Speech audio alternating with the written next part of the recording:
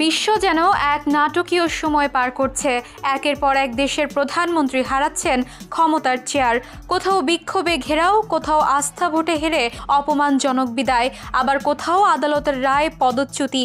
মাত্র কয়েক মাসের মধ্যে একাধিক দেশের শীর্ষ নেতার রাজনৈতিক যাত্রা থেমে গেছে। প্রশ্ন উঠছে, এ কি নিছক কাকতালীয় নাকি বিশ্ব রাজনীতির নতুন যুগের সূচনা?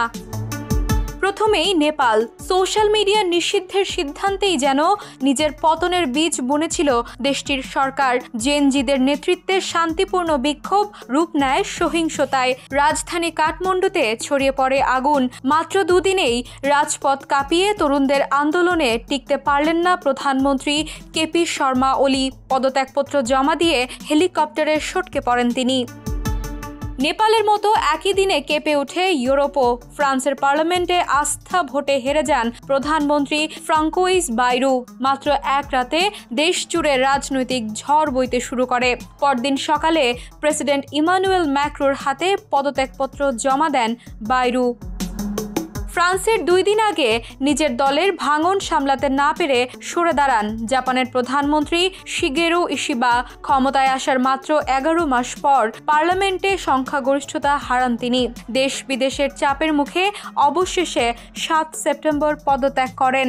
বিশ্বের 4র্থ বৃহত্তম অর্থনীতির দেশ হঠাৎ করেই পড়েছে নতুন অনিশ্চয়তায়। এই ধারাবাহিকতায় পিছিয়ে নেই দক্ষিণ পূর্ব এশিয়াও। মাত্র 1 বছর ক্ষমতায় থাকার পর থাইল্যান্ডের প্রধানমন্ত্রী পেতংতার্ন সিনাওয়াত্রাকে নৈতিকতা লঙ্ঘনের অভিযোগে পদচ্যুত করেছে আদালত। 29 আগস্ট রায়ের পরপরই পদত্যাগের ঘোষণা দেন তিনি। নেপাল থেকে জাপান, ফ্রান্স থেকে থাইল্যান্ড, প্রধানমন্ত্রীর পদ হারানোর এই ধারাবাহিকতা যেন এক বৈশ্বিক চেইন রিয়াকশন।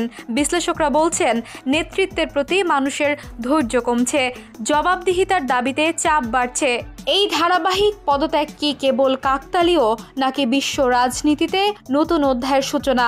এখন সেটি বড় প্রশ্ন। আন্তর্জাতিক ডেস্ক, দ্য নিউজ।